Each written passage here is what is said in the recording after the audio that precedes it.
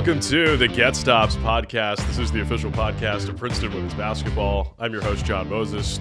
This week on the show, we recap the Princeton Tigers' last 3 wins in Ivy League play, looking ahead to a big weekend. Penn coming in.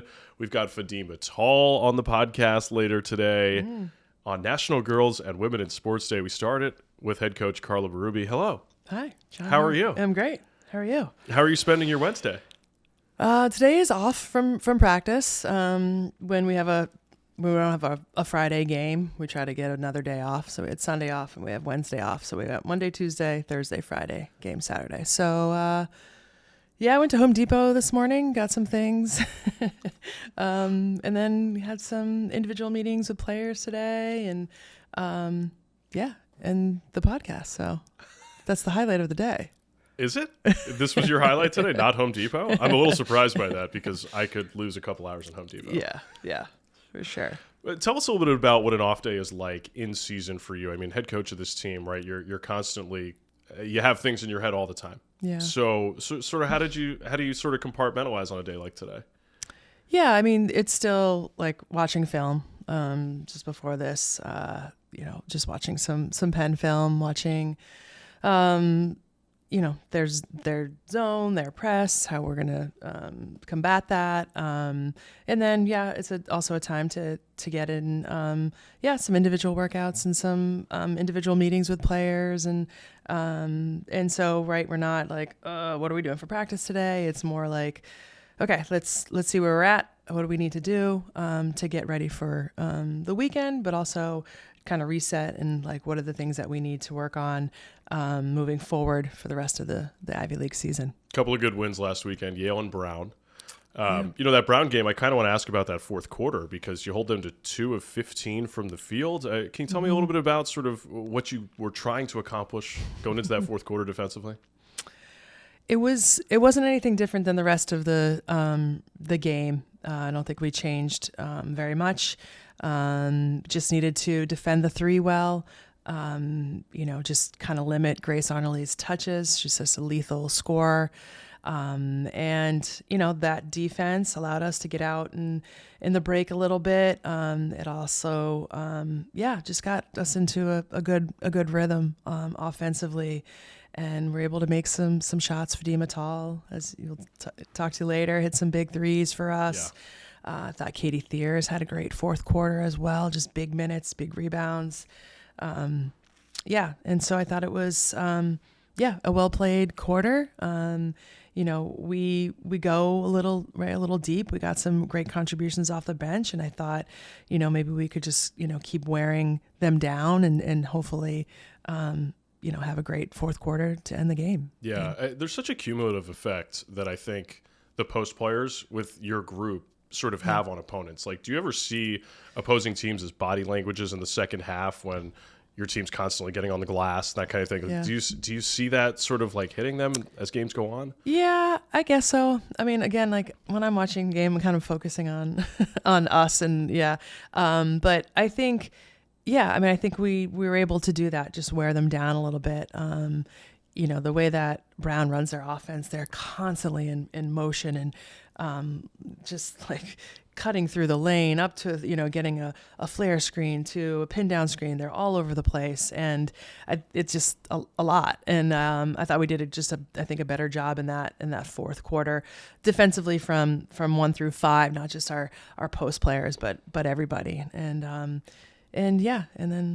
think that our 5s do a great job of the glass and being great help defenders. That we can defend the 3 because if our opponent goes by us, we've got some help inside. I mean, the combination of Fadima Tall and really any of the 5s, right? Whether that's Parker Hill, Tabia Monze, or Katie Thiers. Fadima finishes with a career high performance in that game.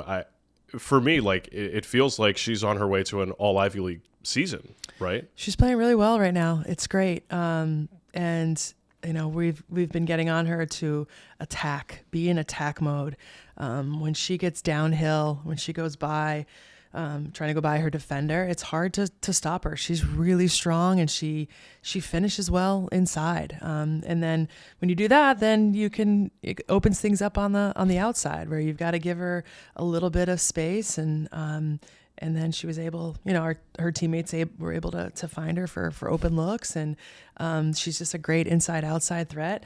And what Fadima brings to us the most, I think, is on the defensive end. She's talking, right? She's got her hands on a lot of balls, right, that are just in her area, on the loose balls on the floor, to, she'll just rip it from somebody's hands, to, she had a great day on the glass as well, almost a double. So, just brings a lot that shows up on the stat sheet, but also doesn't. And that's that communication piece that is so vital to our team. I mean, she certainly had some recruitment profile, if you will, coming into the program here. Tell us a little bit about how you got to know her and her family. Like, when did she first get onto your radar, and when did you think she could be this? She was a top 100 player out of Vizzy, one of our favorite schools. So, of course, we knew a lot Georgetown Visitation. Georgetown Visitation. That don't know the vernacular. Where, we know their coaches there, and was in contact a lot with her AAU coaches as well.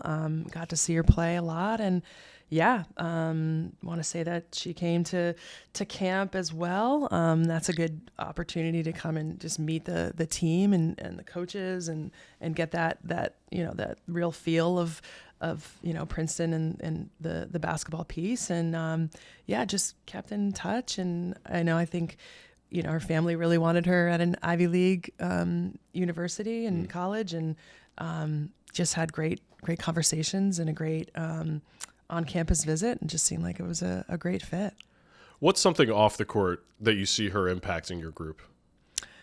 Off the court, she's very into service and giving back to the community. She did a lot for the election. She thinks about others a lot, those less fortunate, and so I think that's one of the biggest things she brings to our team. Also great humor.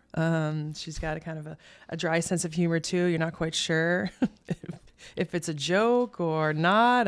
She's got a good poker face too. So, wow. But she's just well loved by the whole team and staff, and just really excited that she's having the kind of season she's having. I mean, it feels like a great fit personality-wise, because I think when I think about you, I think about some of the similar things, right? Where you sort of have this poker face, a little bit of dry humor. I mean, I guess that sort of fit personality-wise is what really hits it for you. Yeah, I mean, we're, two peas in a pod, Fadima and I. I enjoy her a lot.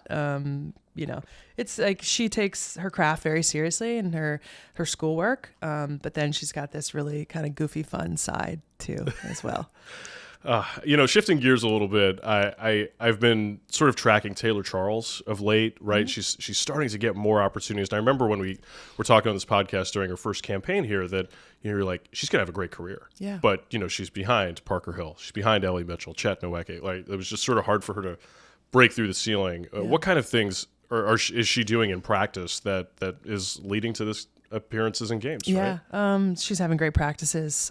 She makes us better every single day. I think one of the best things is that she brings great versatility, right? She can play on the perimeter. She can play inside. Defensively, she's great. Shot blocker, rebounder. And I trust her when we put her out there, and she's been able to give us some great minutes, and looking forward to the rest of this Ivy League season with her and making a big impact for us. Yeah, she's another one that seems to have really high vibes. Yeah, right. Absolutely. That like people sort of gravitate to her. That she's always sort of one of the loudest people. Is that sort of what your observation is? Oh, 100%. Loved by the team. Absolutely. Just great.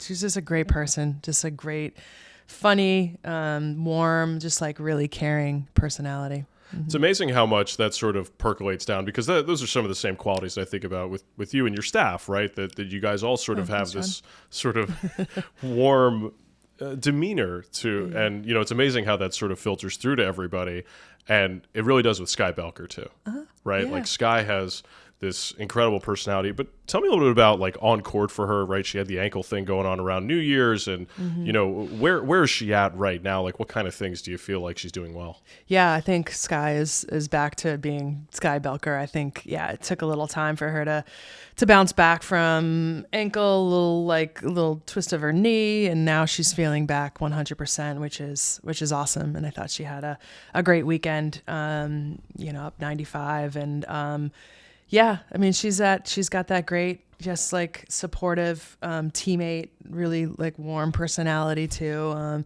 But on the court, right, she's tough, and she's gonna make her teammates better. Right, she's a great passer. She's a great defender. She's hit some big threes this weekend too. Right, great 3-level scorer. And yeah, makes us better. It's talking about a couple of sophomores that have really emerged as great leaders too, and that Sky too, constantly talking on the floor, off the floor, just trying to make her teammates better. I gotta say, like, a lot of the leadership in the program right now appears to be sophomore led, right? Coming into the year, it's Madison St. Rose plus Amelia Osgood and Katie Thiers as captains. Yeah. But, it's so much about basketball teams is you look to the players that are on the court, the ones that are productive to you. Like, so have you had such sort of young leadership before in a program that you've run? No, I really don't remember having this many underclassmen as, focal, points, pieces to our program, to our team on the court.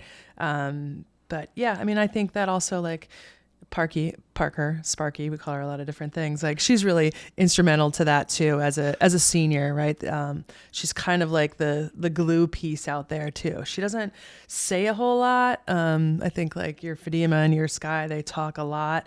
But like, you can just like, I don't know, you can look to her to just like calm things down too, as a 5, which is sort of special. But yeah, I haven't had a team that's so many underclassmen, with those four sophomore starters. It really is incredible. And I'm glad we're getting a chance to visit on National Girls and Women in Sports Day. So what advice would you provide to young girls that might be listening to this podcast or interested in Princeton women's basketball? Yeah, I hope they're listening. It's I remember this day when I was in school too. It's a really just special day to just think about girls in sports and how important it is to be able to play the games that they love, just think about their future in sports, and being able to play at the college level. You got to put a lot of hard work in, but it's amazing to see how many girls are playing this sport, how many girls are invested in it, and we see how many girls are following your Paige Beckers and your Caitlin Clark and all those, and the players that are unrivaled now. It's just amazing how many girls are playing this sport, but all different sports. It helps with so much, right? With their confidence, with learning discipline, with teamwork. I mean, there's so much that goes into playing sports, and it's really incredible. I'm curious, who were some of the women that you looked up to that you were looking at in roles either as a coach or as a player that that sort of gave you a confidence to say that I can do this? Yeah. Honestly, it wasn't basketball. It really wasn't. I was a Celtics fan. I was into Larry Bird and that whole crew. But the female athletes that I looked to were your like Chris Everett and Martina Navratilova, and like it was more tennis. I don't know. There was just like that's what you could see on TV. You weren't watching women's basketball on TV, so I think that was more who I was like. I want to be like these strong women. I knew I was going to be a tennis player, but yeah, but like I want to be like Martina and just be that strong and play at that play sports at that highest level. Well, you certainly bring your teams to a higher level, Carla. Thanks for spending a few minutes with us. Yeah, thanks for having me. Great as always. We look forward to having Fadima Tall coming up next on the Get Stops podcast. This is our promise: to protect your heart in every way we can, to give you a better quality of life and more time with your loved ones. To be your most trusted source for innovative heart surgery and procedures.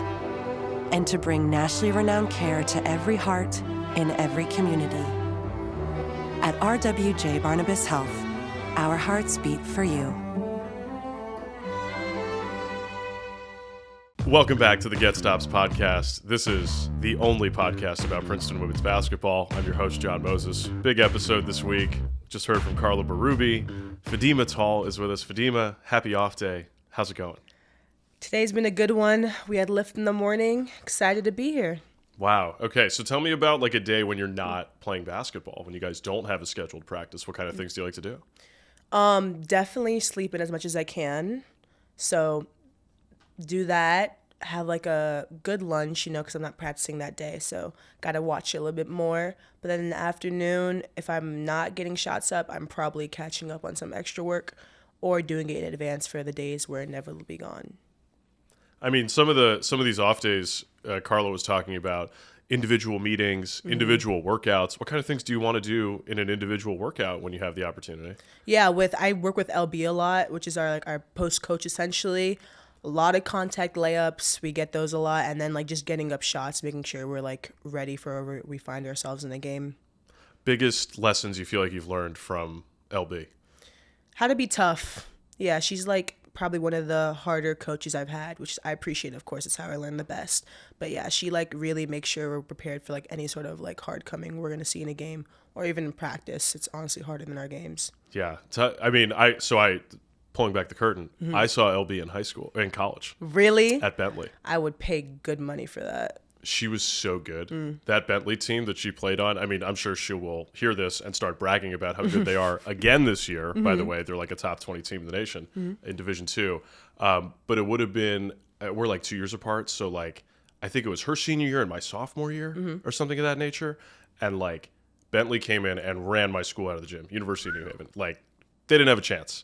And I was like, oh, wow, Lauren Batista. Turned out to be the, Division II Player of the Year a couple years later, national champion. Just what a great addition, right? What a great person to have here. Literally, yeah. She's worked with me a lot. So I owe her a lot with honestly where I am now. I was going to say, and where you are now. You're stepping into this role where you're starting every game, right? You came off the bench as a first-year player. Biggest things you feel like you've learned about yourself as a basketball player this year at Princeton? I think I'm definitely finding ways where I can provide the most for the team. And I think honestly that's with my voice on defense. I feel everyone in our starting five can score, but I feel what I do on defense is really important, really beneficial for what we want to do at Princeton. So I'm really proud of that and how I've gotten there from last year. So where does that come from? Your defensive intensity, that vocal element? I've always been a pretty loud person, so that part isn't really rough to translate. But just knowing where I am on defense, I don't like getting scored on. So I think that's where that little grit comes from. But definitely it's been honed here. She only recruits people who want to play defense. So having that as my backup as well, when we can trust each other on defense, is second nature at this point. Tell me a little bit about getting recruited to Princeton. When did you realize that college basketball could be a future for you even? I think definitely high school is when I realized, let me actually do something with this, because that's when I started getting my first offers my 9th grade year. Finally picked my Princeton one up my first tournament of junior year, and I had been getting Ivies before that, but I always think in the back of my head I was waiting for that Princeton offer. I was what more do I have to do? Or how do I get that offer I've been waiting for? And the second I got it, really, I think it was just me playing Ring Around the Rosie with when I'm going to pick them or not. Not even joking. Really? Yeah. You're playing games with yourself to figure it out? I was I like winning a lot. Princeton won a lot. So I was thinking, I don't want to just be another person on the link of the chain, So I was thinking that way versus possibly provide more at another program right away. At the end of the day, I saw myself and I was looked at my future. I'm I know I'm be able to provide heavily for Princeton one day. So, and I want to be challenged with that winning compatibility right away, because it's sort of what I had in high school. So adding on to that. I mean, you played in like a very obvious place to find good basketball players, right? Down in the DMV. Yep. We were just chit-chatting before, and you were like, oh, yeah, like I played with Kiki, like no big deal. Like, so I guess like my question is like, when did it sort of hit for you that like maybe you didn't want to chase the sort of the NIL or the biggest program or something of that nature? Like, what made Princeton so special in your mind? It's the #1 school in the country academically, so you can't get beat in that part. And I think I've always like realized I'm gonna stop playing basketball eventually, and I want to be able to stand on my 2 feet when that day eventually comes, like hopefully a long time from now. But I feel like, I mean, obviously this school's like I'll be fine come a couple years down the road when my knees don't work anymore. But yeah, I think that was a very, very big factor in where I wanted to go.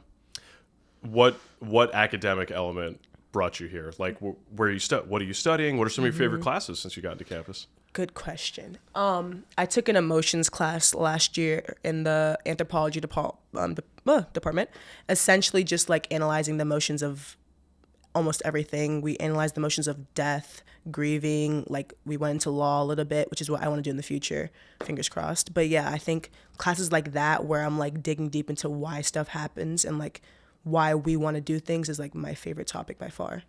Interesting. So it's a pre-law track. Do you have some idea of which part of the law you want to? Pre-law, yes. I want to say criminal defense, but every lawyer says when you get there, you understand why no one does criminal defense. So until that day comes, I think I'm going to say criminal defense. Okay. I guess we'll have to check in on a future episode of the Get Stops podcast, start bringing in alumni, you know, a few years down the road. But, you know, from a basketball perspective, I'm curious about, you know, that experience at Vizzy, as Yep. as Carla called it, which Georgetown Visitation Prep, right? Not only were you there, Tigers found Ellie Mitchell from there once upon a time. You know, from that basketball experience, who were some of the biggest impacts at that stage of your life that helped you become the basketball player you are now? Definitely my coaches, Mike McCarthy, my head coach, who's still there, and then Kathy Gillespie as well. Kathy is probably like one of the most influential coaches I've ever had. She like was on me from day one because I think she saw farther than what I could see in my head, and she really was like one of the people that like tuned it up into what she knew I could be, and like I appreciate her for that every single day. So what do you think you could be as a basketball player at Princeton? Hopefully a 4-time champion. I want to get to that point. Wow. Knock on wood.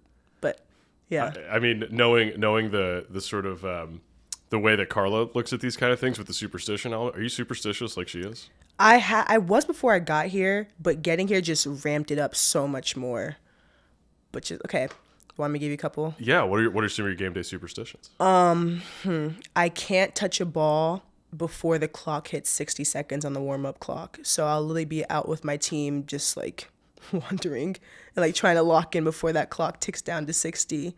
And then like there's stuff like tying my shoes, putting my jersey on, jersey first, shorts after, left shoe, right shoe, like stuff like that.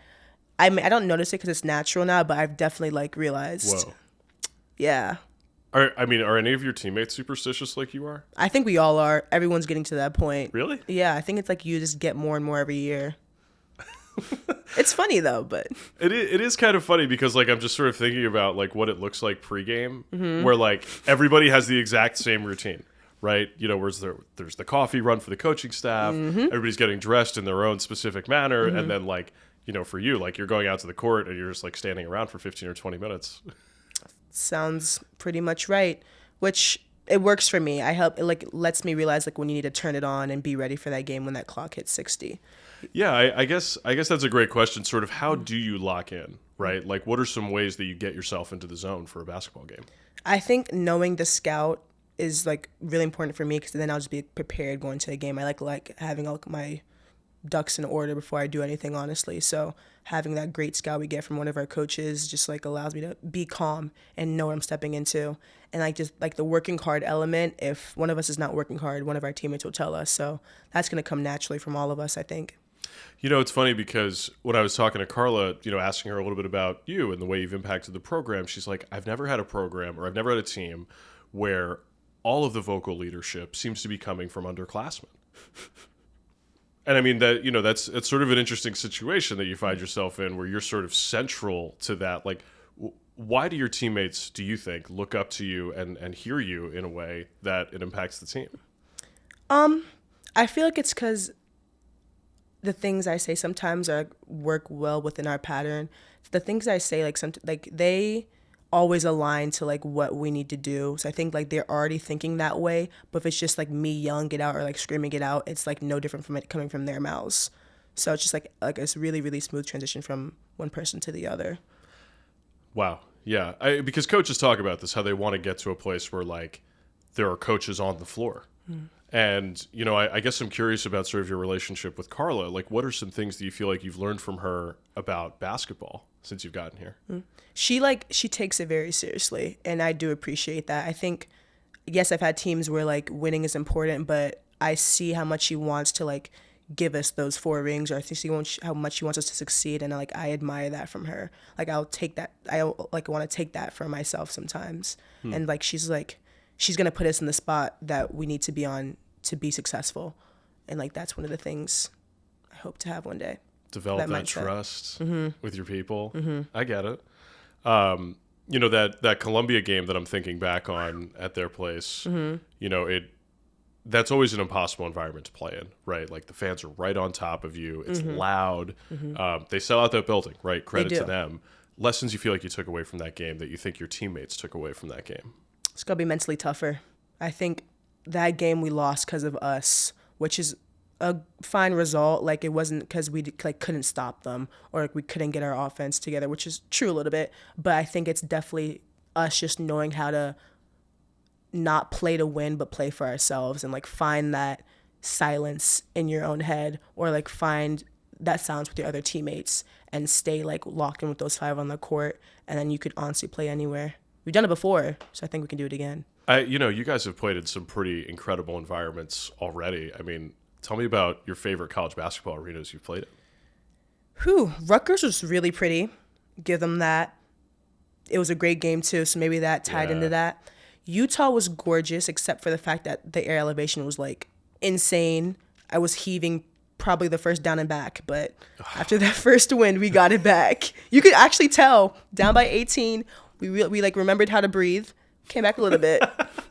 Well, I remember that, you know, because I, you know, there for the NCAA tournament a couple years ago, and I'm even like I was doing the pregame show on radio, and I was like feeling it a little bit, some of that elevation, you know, because you know your heart rate gets up when you do this, right? Like it's entertainment, but like that environment in Utah is really cool. Gosh, yeah. Tell me more about that Rutgers game. Destiny Adams defending her. How were you able to hold her to sort of a season low performance? Knowing the scout, I think she's a very, very good player, but I think everybody in this world has tendencies. Everyone in this world has like a hand they prefer or like where they want to, their sweet spot essentially. I have one too, but I went to that game and I told myself like I don't like getting scored on. I know I don't like getting scored on, and like what are you going to do to make sure she doesn't have the game of her life tonight? Because if it's any game, it's going to be against Princeton, of course. So I just did my job. That's what I like to say. I got to say, I am so impressed with the way it's played out the last couple of years here, where Princeton's like the best women's basketball team in the state of New Jersey. I like that too. It's a little surprising, though. Yeah. Right? I mean, because this is a place that always has great teams, great players. You know, Seton Hall's been good forever. Rutgers has been great forever. You know, and Princeton's put themselves on the map in a way that I think nobody ever expected an Ivy League team. Yeah, I think a lot of it is like just your inner strength and like how it's like cringy a little bit, but like how bad do you want it? Everyone is good. Destiny Adams is insane. Keon McMillan is insane, but God. Like we want to stop you more than you want to score. That's actually what it came down to. Such mentality. Yeah. Gosh. I think we all have that. I was gonna say, because like as a group, you know, it seems like there are such, let's say, bigger personalities. You know, people that are vocal, right? Like people that are like willing to get out, you know, outgoing people in general as a group. Yeah. Who do you think among your teammates is the person you need to take out with you if you want to be the quietest person in the room? I would be lying if I didn't say myself. What? Yeah, I do have a mouth on me a little bit. But if it's not me, it's going to take me a while. Let's go with Adora. Yeah. Adora. Over Taylor? Over Taylor, yes. Wow. Taylor, like, she can be calm when she needs to. And, like, which is, like, majority of the time. But Me and Adora, we're like really close because we both like don't have like a volume barrier sometimes, which like makes us feel good about each other. Because like if she's loud, I can be loud. If I can be loud, she can be loud. No one will notice. Adora, king of the vibes. Yes, essentially. I guess like because I've asked this question before, but I don't really know the answer. Like, if you were gonna make the pregame playlist, what would be on it? If I was gonna make it, Yeah, if you were gonna make the pregame list. first I would ask Adora what to put on it.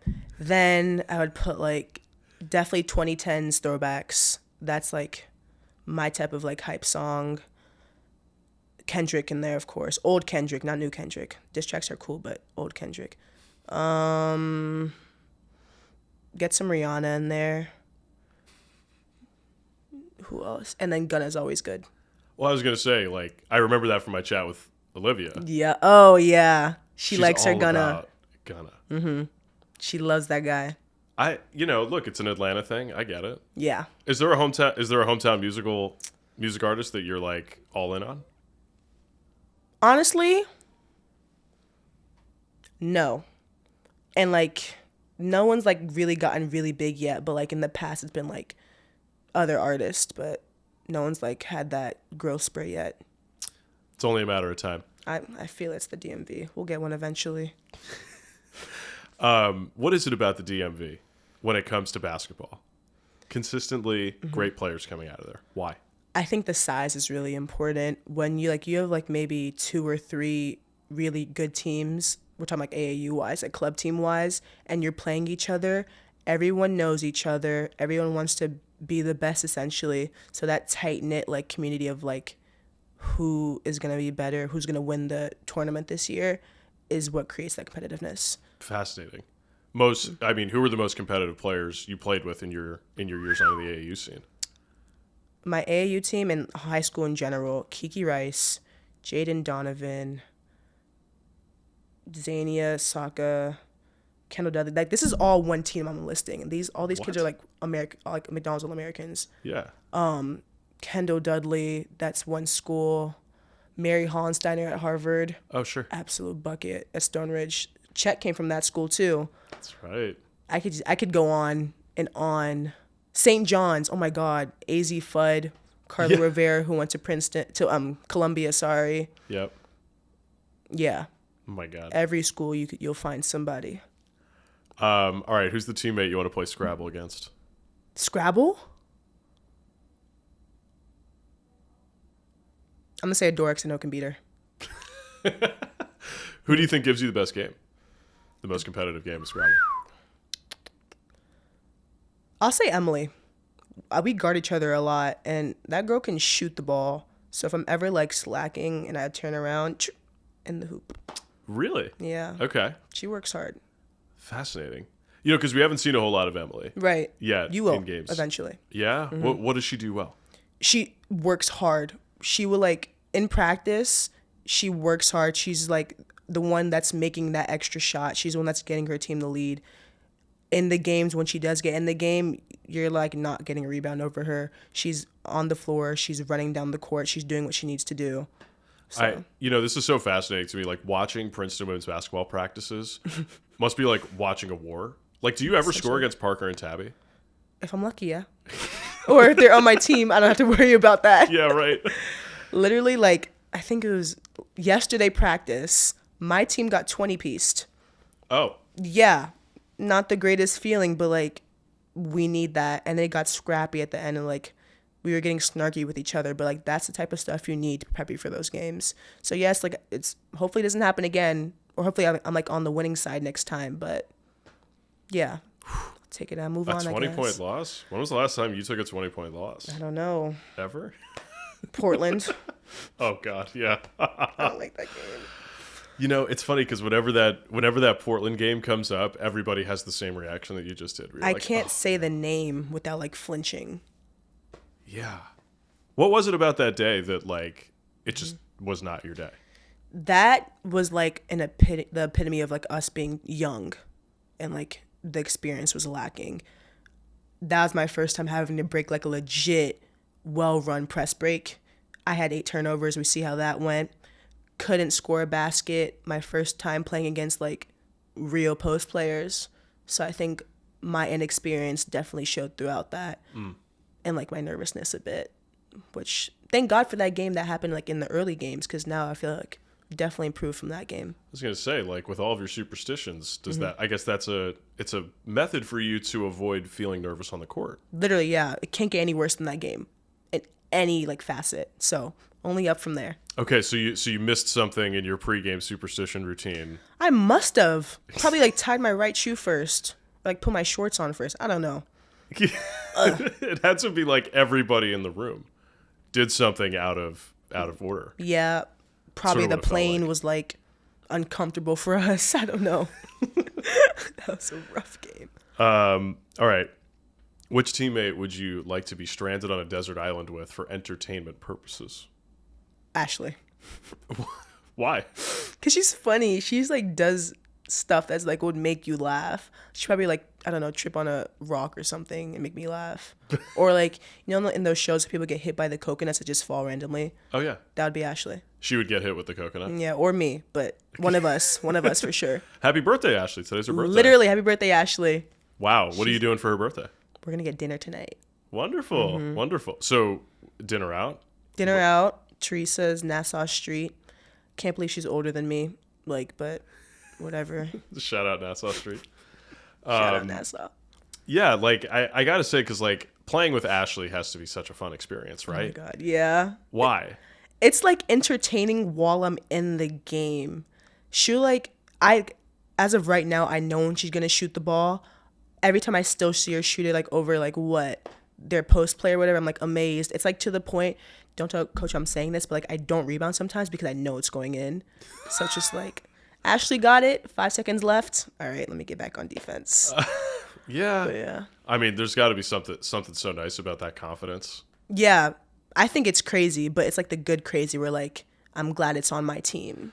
Yeah, like you need some kind of irrational confidence in Right. basketball. You can't guard that when it's like not like a thought through in a good way. Like when it's like not too methodical and like so natural, you literally can't guard that. Right, because it's a creativity thing, right? Mm-hmm. Like that's the beauty of being in charge of offense, right? Is that you dictate where things go. Like, Right. I totally get that. Yeah, That's got to be so cool. You'll have Ashley who'll pull it in your face, and you have Sky who like will quite literally break you down.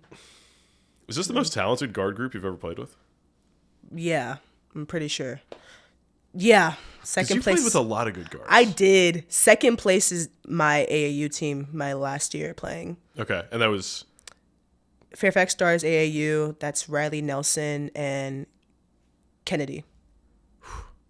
Oh, Kendall. Sorry. Oh my God. Yeah, she's at George Mason now. Yeah, Oh, yeah. Oh, they're off to a nice start this year, right? Yeah, and that's because of her. No way. All of her? She's the point guard. She has some Okay, responsibility it in that. matters. Yeah. I mean, I'm glad to sort of hear about that, like some of the other players that you played with. Yeah. But, you know, today's also National Girls and Women in Sports Day. Right. Who were some of the women you looked up to when you were a young girl? Oh my gosh, Christy Schumedine. She was like my elementary school coach. Mom, of course. Kathy Gillespie has been in my life a long time. Oh, the list can go on. Oh my God. Kate Gillespie, Kathy's daughter. My aunt and my uncle. Not my uncle. It's not a. My aunt.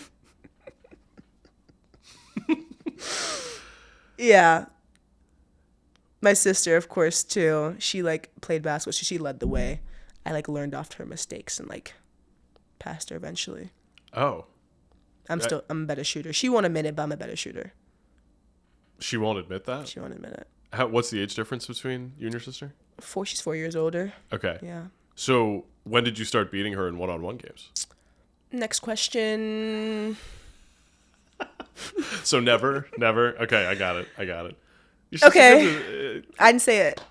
Okay, that's okay. Listen, that just means you come from good bloodlines, Right, good people. Like, right. it's not a bad thing. No, I do. I still don't like losing, but it's probably where it came from. All right, you know, you've got a month and a half left this season. It's Wow. going fast, Too fast, yeah. right? You know, this time of the year, like, tell me a little bit about sort of like when you get into this part of the Ivy League slate. Obviously, you know your opponents so well. You talk about how important it is for like your ability to be successful on the court is to know the scout so well. So like, tell me a bit about like what you have to do against Penn, right? Penn on Saturday, big game. We just have to outwork them. They're gonna know our plays. We're gonna know our plays. It's gonna come down to who can execute the best, who's gonna like make the extra plays to like box out or get that extra like loose ball. That's quite literally what's gonna come down to. And it's probably having a good day on offense that day. I mean, you know, the thing that I'm like realizing about the Ivy League this year, it's going to come down to who plays the best 80 minutes. Literally. And it might be a 2-bid Ivy again. Like Columbia and Harvard are that good. You guys are obviously in the mix there. Like it's really incredible to see like where this league has gone in the last couple of years. Like in like a short span too. Like Brown gave us a game. Like they were in it. They were beating us at halftime. So like anything can happen. You just have to be good in those 40 minutes. I know it's gonna be a real battle. Yeah. I'm really looking forward to getting up to Providence. I mean, the Ivy League tournament. It's gonna be a lot of fun, Fadima. I feel it. I agree. I can't wait. I can't wait. And I look forward. You know, this was so much fun. I know, look right? At you coming by the Get Stops podcast. I would do it again. You would do it again? I would do it again. Okay. Well, maybe we'll do that again in the future here. We will. Yes, we will. Great episode of the Get Stops podcast. Thank you, Fadima. Great to see you. Thank you, John. Thanks to Carla Berube for stopping by. Happy National Girls and Women in Sports Day. Big weekend coming up. Tigers hosting Penn this weekend at Jadwin. A couple of home games coming up. And we'll recap them for you on the next episode of the Get Stops podcast.